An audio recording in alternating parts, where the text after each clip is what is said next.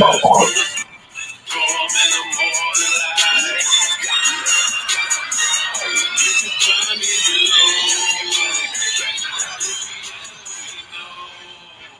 is good, ladies and gentlemen? I don't know how well you can hear me, but my name is Big Syn. I am sick again, and I'm here with my homie Hollywood J-Blaq. How you doing, man? Oh, man, you know me. I'm feeling sorry for you over there, brother. You out there sounding like you ingested a Slimer from the Ghostbusters, and it is now partially taking over your body, sir. But I guess this is where I come in with the hypeness. So, ladies and gentlemen, boys and girls, children of all ages, that man over there is Mr. Syn.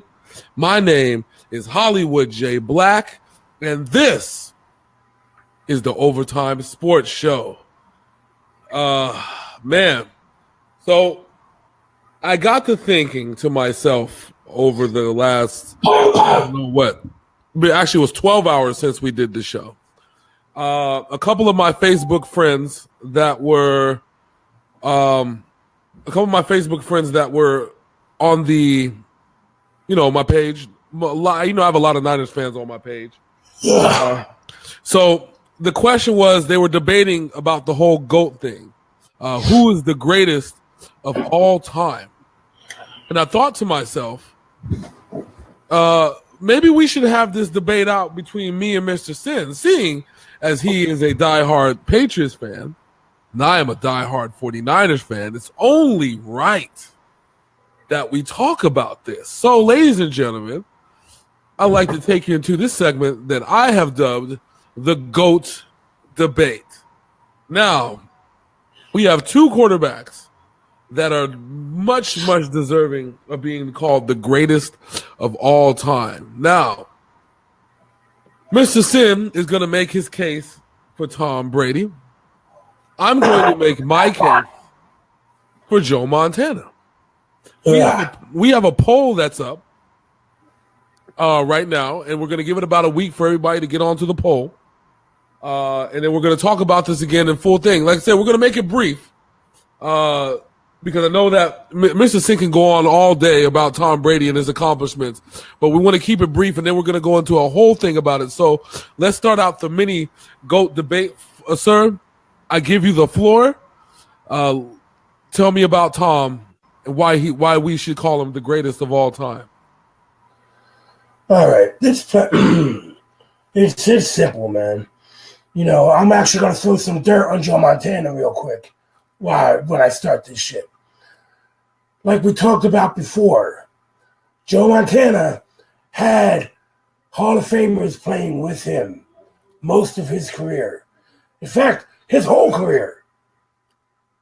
Whereas Tom Brady has had the who's who of the checkout line cashiers, literally one who's a Super Bowl MVP, Mr. Deion Branch, was a grocery cashier playing for him. The only legitimate Hall of Famers that Tom Brady has played with, who will probably get the nod, one already has. That was Randy Moss, and that was only for a year and a half. And in that year and a half, Tom Brady broke the touchdown record at the time for most touchdowns of the season, and Randy Moss broke the touchdown record for most receiving touchdowns of the season.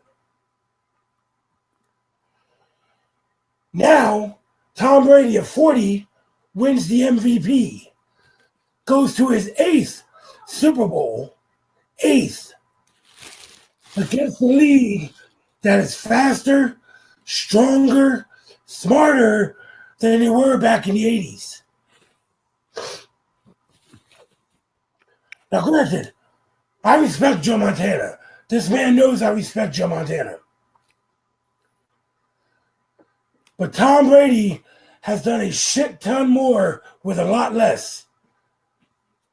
And guess what? At 40, he's still doing it. 505 yards in a loss. That loss was not his fault. Yeah, he's 5-3 in the Super Bowl, but you got to think about it. 2 miracle catches no defense, a botched fumble, some bad refereeing, and some bad coaching. The man could be 8-0 in the Super Bowl right now, and this wouldn't even be a debate. You provide. Oh, let me go back. Sorry. You provide, sir, some excellent, intriguing, and downright interesting points to why Tom Brady should be considered the GOAT. Now, I had to sit back here and think about this for a second. Hold on. He was a 7th round draft pick, number 197. Yeah. Give me a second here. Super Bowl.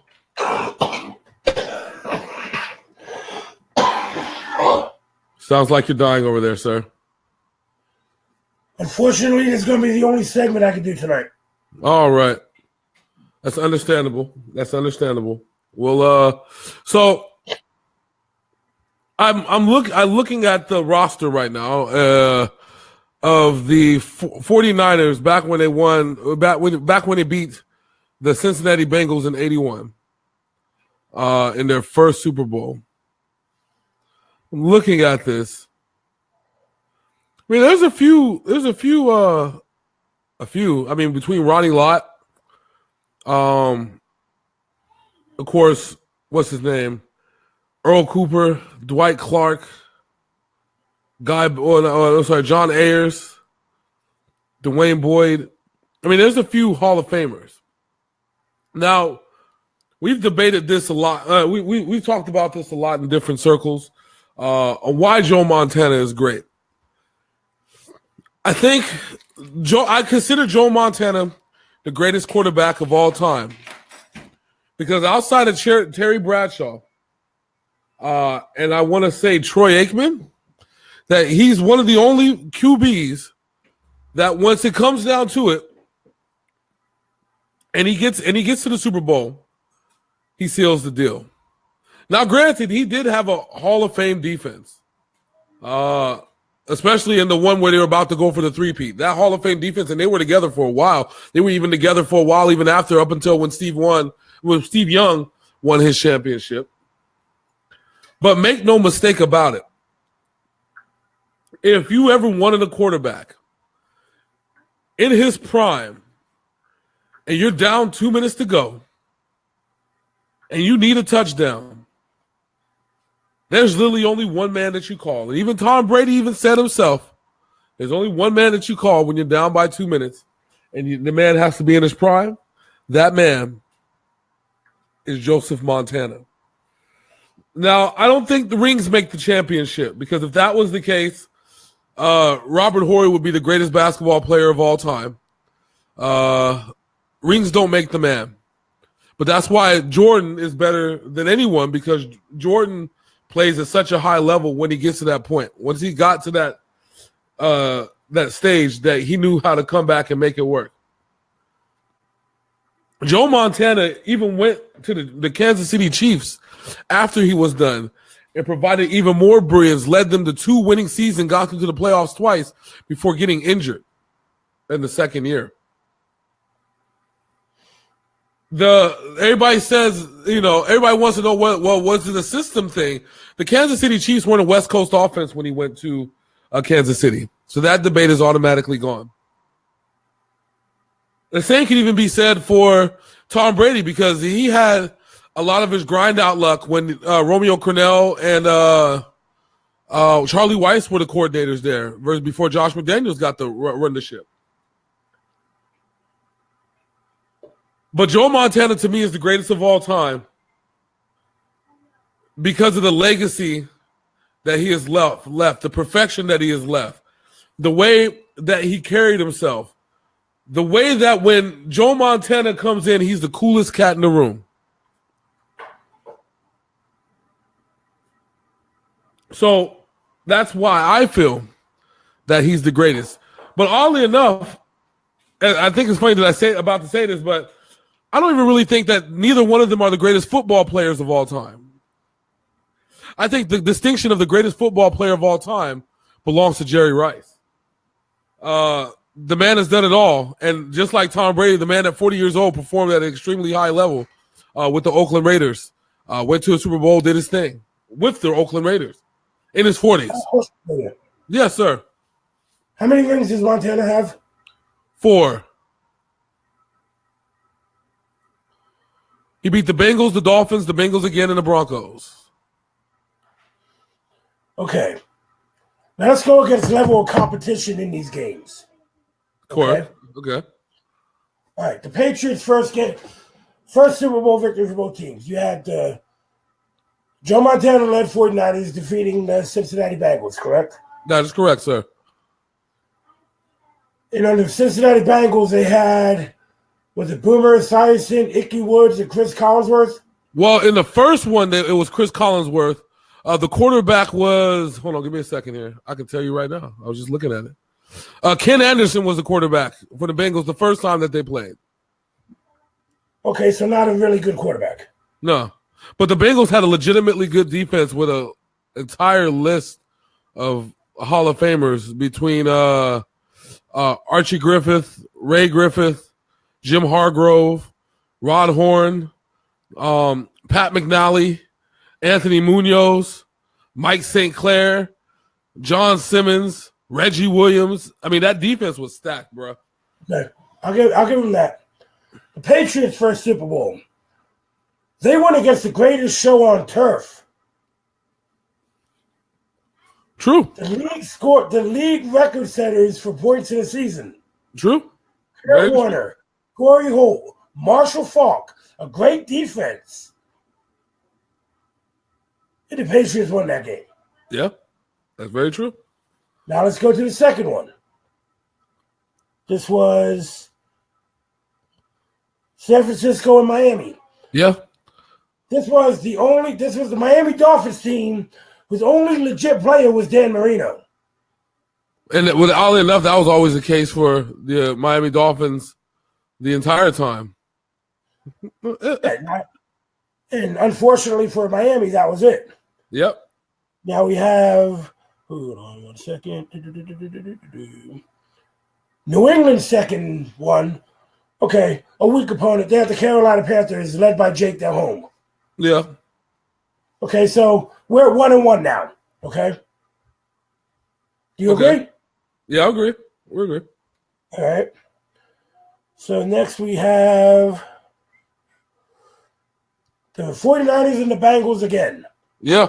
And this was the Boomer Esiason one. Boomer Esiason, Ickey Woods, Robert, I forget his name, but yeah, that was the one with the offense. The Bengals had I think the number 2 offense and then the number 5 defense in the NFL at the time.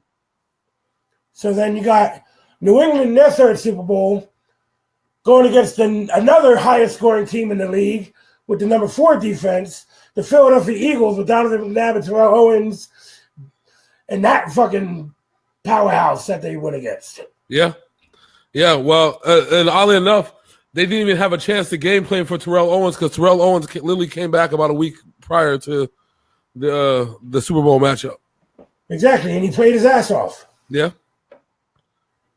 So next we have the 49ers and the Broncos. Yeah, this was John Elway's first failure at the Super Bowl. Yeah. Well, keep in mind, though, too, this was, second failure. Remember, they lost against the Giants way back in the day. The Redskins. Giants. Yeah. Third failure. Yeah. So this was supposed to be a redemption for John Elway. The defense was stacked. The offense was legit. And they failed. Okay, so you guys beat them 55-10. Yeah. So that was Joe Montana's last Super Bowl, right? Yes, that is correct. Okay. So now, as for the Patriots and Tom Brady, the year they went 16-0, 18-0, they lost to Eli Manning and the Giants, whose defense was just great that year. Michael Strahan, they had everybody and their mama on that defense. Yeah.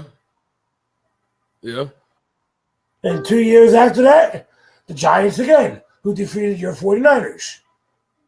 Yeah, that's true. Then we had. This is where I think Tom Brady earns his GOAT status. He shredded the Legion of Boom in the Super Bowl. Yeah. For 400 yards. Yeah. Then he brought back an NFL team who was down 28-3 with 2 minutes left in the third quarter to beat the Atlanta Falcons. And now, just this past Sunday, like I said, the man threw for 500 yards at 40 years old and lost because of bad coaching and some questionable calls.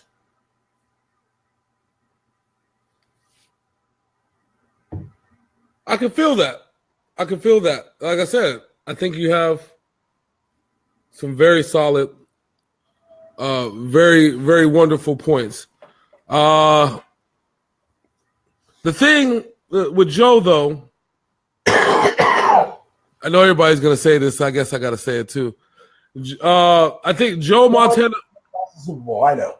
Joe. Well, not that. That's one thing. But Joe only had to come back in 2 out of the 4. And oddly enough, those 2 were against the Bengals. So he's here. Toby's here, ladies and gentlemen.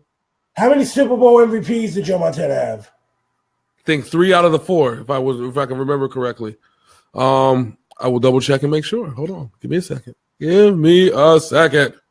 I'm pretty sure it's 3 out of 4 because the 4th one went to Jerry Rice because Jerry Rice went the fuck off. Yeah, he's won 3. He won 3? Yeah, he's won 3.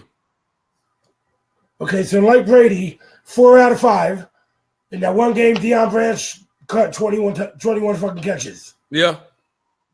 Yeah.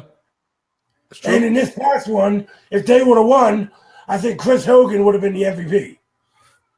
I don't know. Once they kept throwing it to Gronk, though, Gronk would have went up and down the field again twice. We do have Brady throwing for 500 plus yards. Yeah.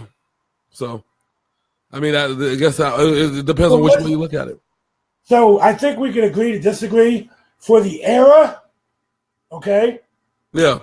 The 80s and the 2000s, Joe Montana was the GOAT of the 80s, early 90s. Brady has been the GOAT since 2001. It's funny that we haven't had a GOAT for like 10 years. I mean, yeah, we went 10 years without a really, like, somebody that you can call the greatest quarterback of all time. The only person who came close, there's only 2. Well, 3. Dan Marino never won a big game. Yeah. John Elway only won big towards his retirement. Yeah. And finally, probably the one who, in that area in between there, Troy Aikman, who won 3 Super Bowls in that time period, was probably the best quarterback during that time. But I think what ends up happening is you look at it. Yeah, but you have to look at it that he had Emmitt Smith, and he had Michael Irvin, and he had Alvin Harper, and he had Jay Novacek. I mean, at some point you got to ask with the players. So Robert is actually right. He showed up here. He says apparently the Nick Foles touchdown catch should have been ruled. That's what I said yesterday. Yeah, which was interesting because that was a 3rd down play, 4th down play. So it was a 4th down play. Can you imagine that? Imagine that. Well, the NFL blew it. The officials blew it. Yeah, they blew it. I never got to make my point about Gene Cemetery yesterday either. No, yes, you got to tell us about that. Well, while we're going to that, let's go into the NFL rundown, sir. Let's talk about that for a second. Let's go into it. I'm going to do NFL, then I'm done. Okay. All right. So, the head official, Gene Sabator, Mr. I'm going to use a postcard to judge a first down. That guy. Oh, God, no. Did you know that he owns 6 businesses in Philadelphia, 3 of which are on the parade route and 2 of which are bars? Oh, lovely. Oh, wow. I don't know why I said he shouldn't even been allowed to officiate that game. Can you say conflict of interest? And you watch your. I want you to go back tonight after this show for tomorrow. I want you to watch those 3 touchdowns. The Earth, the one from the dude with the C, and the fucking Nick Foles one. I want you to watch all 3 of them and tell me what you really think. Wow. I'm going to check that out. I got to check that out. I really got to see, especially what his calls were on it. Wow. Okay. All right. So with that said, we got a couple of things that we got to talk about in the NFL. First and foremost, let me pull it up on the screen for the world to see. This man right here, this guy. Hi, I'm Matt Patricia. I used to be the defensive coordinator for the New England Patriots. My beard was as long as my courage. And now I shaved the whole thing because I am now corporate America. Mr. Syn, what do you got to say about that, sir? When you were the defensive coordinator for the Patriots, Mr. Matt, nobody would have shanked you and took your pencil. But now that you look like this, somebody in Detroit's going to rob your ass. Although he might have had a beard because for majority of the seasons he had to sit out in the frigid cold of Foxborough. He's going to Detroit. He's in a dome.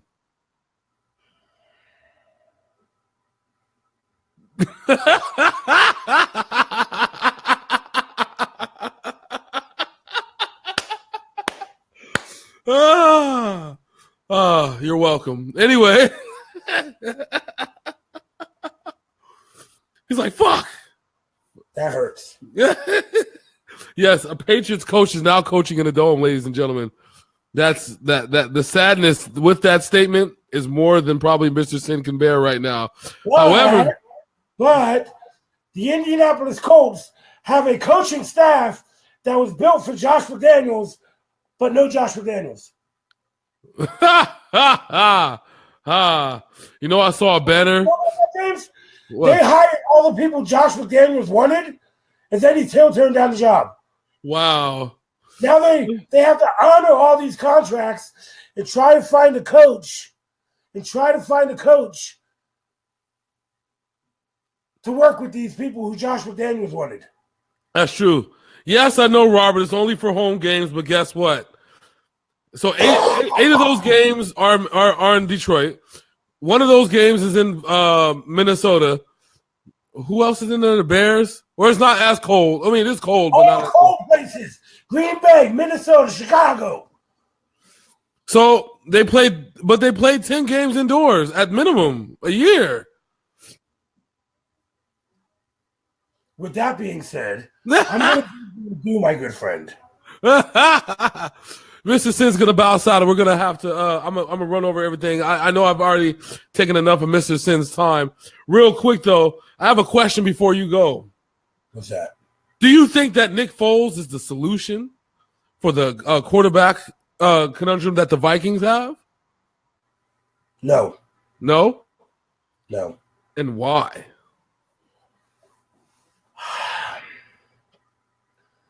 The reason Nick Foles did so well in these playoffs, I don't know if you heard this comment during the Super Bowl. Doug Peterson imported half of Chip Kelly's playbook. What? He imported half of the playbook that Nick Foles went 13-0 with when he's under Chip Kelly. Oh, lovely. They ran those plays over the last 6 weeks. Lovely. Okay, well then. Fuck it, I guess. Well, Pat Shermer's not there. Because if you notice, Nick Foles had a lot more PROs, pass run options, than Mr. Wentz had all season. That's very true. Very true. So, I have a question for you to ponder for tomorrow. Yes, sir. It has come out that if the Patriots told Josh McDaniels he was going to be the heir apparent to Bill Belichick, it is not against the Rooney Rule. The reason is, if the coach is still active and then leaves and they name the apparent who's going to take his place, they do not have to interview any other minorities. That's a pretty interesting scenario. And do you think with the upcoming draft, the New England Patriots draft a guy because Tom Brady has said he's playing at least 3 more years? Do they draft a guy to learn from Brady over the next 3 years to take his place? Well, I think so. I mean, let's look at this for a second. Jimmy Garoppolo is going to sign that big-ass contract. Kirk Cousins is going to sign a big-ass contract for the New York Jets. Alex Smith has already signed his big-ass extension with the Redskins. There's not much free agency quarterbacks outside of Bridgewater and Bridgewater Keenum. Well, Foles is still a backup. So outside of Bridgewater and Keenum, there's nothing at the quarterback position in free agency. Nothing. I can see the Patriots taking that high second-round pick they have and taking a quarterback with that second-round pick. Oh, yeah, very easily. Especially, because you figure like this. A lot of the teams that needed quarterback have already drafted a quarterback for the future this past year, and building them up. The Bears got Trubisky. The only team that needs a quarterback is the Browns, I guess, if that's going to be the case. And the Browns are going to go after that dude from Oklahoma University. The Browns have the 1-4, so they can go quarterback corner on both sides. You know what I'm saying? Yeah, I mean they can grab the dude from Louisville. I mean they can also grab the dude from NC State. They have options, and hell, they might not even grab them. They might build up somebody that nobody wanted. I mean, there's this dude that. I have an interesting scenario for you. Yes, sir. What if Baker Mayfield would have dropped to the Patriots in the second round? That would be interesting. Now, that dude has an ego and a hell of a personality. But remember, he will be in Josh McDaniels' offense who made Tim Tebow look halfway relevant. Yeah. Well, Baker Mayfield is great. I mean, he's a great quarterback. He's a quarterback's quarterback. Like the type of guy that a quarterback says, I'm a fan of this dude, he is. And there's no doubt about that. And there are rumors he could drop to the second, maybe third round. Yeah, I guess because they figure his attitude problem, whatever. I'm like, fuck it. Give me a dude with some swagger and some attitude. I'll take that any day over some of these bums that are out here. So let me do my cutout. I am Big Syn. Hopefully I could be on here longer tomorrow. The rest of the show is on this motherfucker right here. Yes, I got you guys. I'm going to take my sick ass to bed. I'll catch you guys later. Deuces. Yo, this is your boy James. We're going to talk about a couple things real quick. Thanks, Mr. Syn, for showing us a little bit before he probably throws up in a bucket or something. I don't know. All right. So, in some interesting NFL news, Russell Wilson, the Yankees acquired the rights to Russell Wilson. Funniest shit I've ever seen in my entire lifetime. In these weird ass baseball trades. I know my boy Robert's probably watching right now. And you know how these weird baseball trades goes with NFL players. I think Colin Kaepernick even belongs to the Padres or something weird to that effect. But yeah, Russell Wilson has been traded from the Yankees. They traded to him. He's traded to the Yankees. It's funny ass shit. Funniest shit I've ever heard about. So there's that in NFL news. Also, the agent for Josh McDaniels, Lamonte, severed ties with him after leaving. After Josh McDaniels chose to stay with New England. Yes, Robert. Is exactly my statement on there. DAFUQ. The fuck. Exactly. So who knows if Russell Wilson, this thing doesn't work out, he's got a shot at the Yankees, brother. Maybe he can go play against Tim Tebow against the Mets. Can you imagine those games? Russell Wilson versus Tim Tebow. So, of course, the Colts are not happy. The GM of the Colts says the rivalry is back on. Back on. That's cool. I'm down for that. Let's get I like a nice little rivalry. You know what I mean? All right. So with that said, let's get into Yeah, no, well, that's what I'm saying. Hold on, wait. There we go. Nope. Where are you? I got to put up Dwayne's comment. Give me a second. There we go. Let's hide that. Show, hide. There we go. Oh, there we go. Yeah, I've seen Russell Wilson play baseball. I think that's kind of the reason why it wasn't that the reason why what's his name? Pete Carroll drafted him, because he had a hell of an arm in baseball. So I heard the dude can actually play a little bit of baseball. Should be real interesting on how that goes. But you never know, if he decides he wants to become a two-sport athlete, that option is there. He can go join the loaded Yankees. Damn Yankees. I have a love-hate relationship with the New York Yankees. I like the tradition. I don't know. Anyway, so let's talk about the NBA real quick. We have a few games on deck. The Cavaliers are beating the Timberwolves 124-120 with 2 minutes and 55 seconds left to go in the fourth. My bad, went back. The Jazz are beating the Grizzlies 86-79 with 2 minutes to go in the fourth. The Pistons beat the Nets 115-109. The Pelicans-Pacers game has been postponed currently due to moisture on the court. Hope they get that thing sorted out. Should be a good game. The Spurs and the Suns pop off at 10:30. So we got to see how that goes. And we had the Hornets and Trailblazers going on at 10 o'clock. Mavericks and Warriors going on at 10:30. And then the Rockets beating the Heat. The Rockets continuing their winning streak. It's 109-101. Now, we also have some NHL. We got to talk about some hockey real quick. Yeah, he did. Yeah, well, that's good. I mean, I'm glad that he decided to leave that open.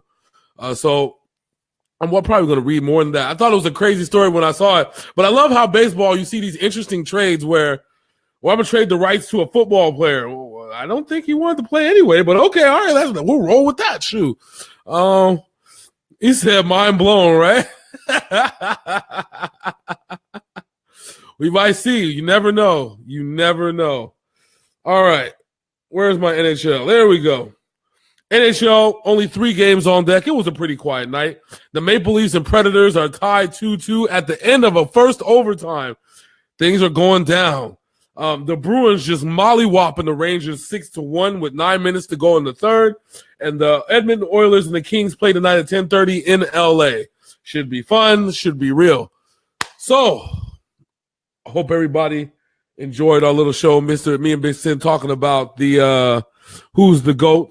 I told you I like to throw a little curveball. I actually think that Jerry Rice is actually the greatest football player of all time. I know Tom Brady and Joe Montana have the rings, but to me, there wasn't a greater athlete from head to toe than Jerry Rice. And I say that because my daddy told me this when I was younger. I mean, and I believe it. I look at him and I see Jerry Rice do his thing. I've been to the hill. When I was in college, I had to go up the hill. The hill sucked. It sucked bad. That hill in San Francisco, if you ever do it, do it. And